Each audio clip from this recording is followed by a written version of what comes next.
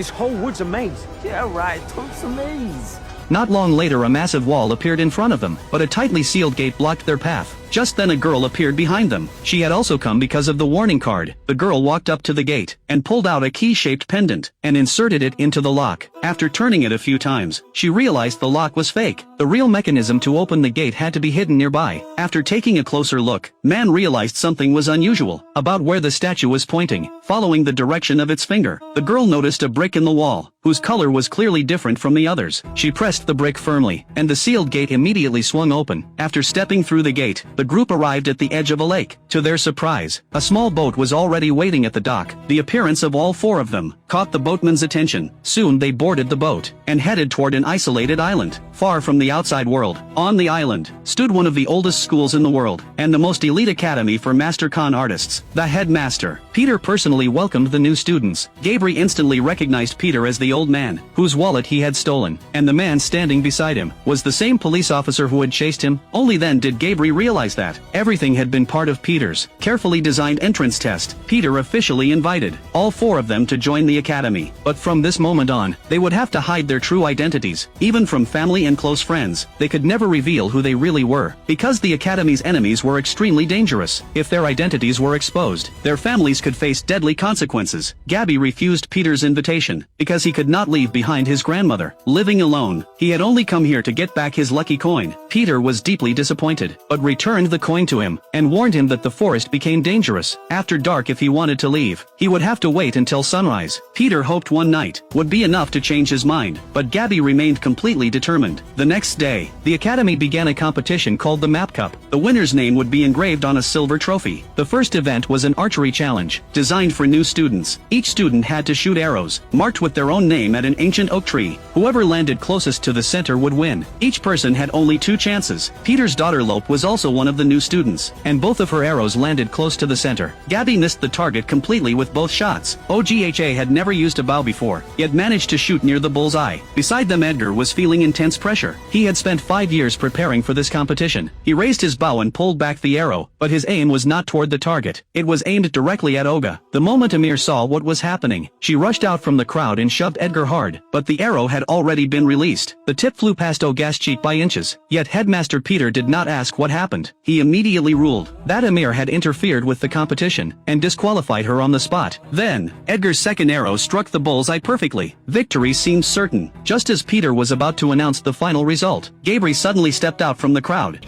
Did you check the name on the arrow before you fired it?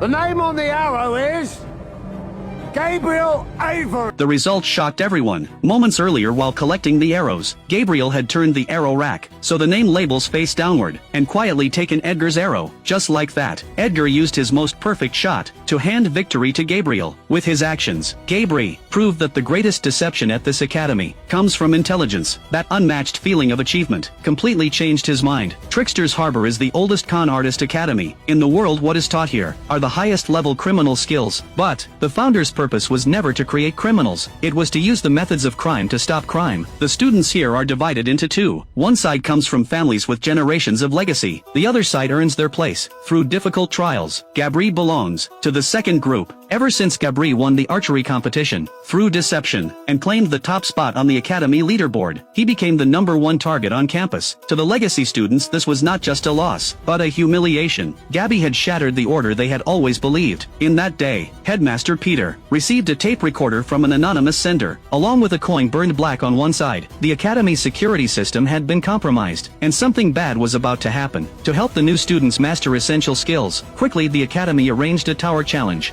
Inside the training tower were dangerous traps, designed by the instructors. In one locked room inside the tower, a book called the Trader's Charter was hidden. Whoever stole the book first, within 1 week, and returned it to Headmaster Peter, would earn 7 points. The losing faction would spend a week working in the garden. In class, Instructor Jerry taught everyone that the first essential skill was lock-picking. Olga was already an expert at it, and opened the handcuffs in just 17 seconds. Gabri was not naturally skilled at lock-picking, but after studying Olga's technique, he finished in only 21 seconds.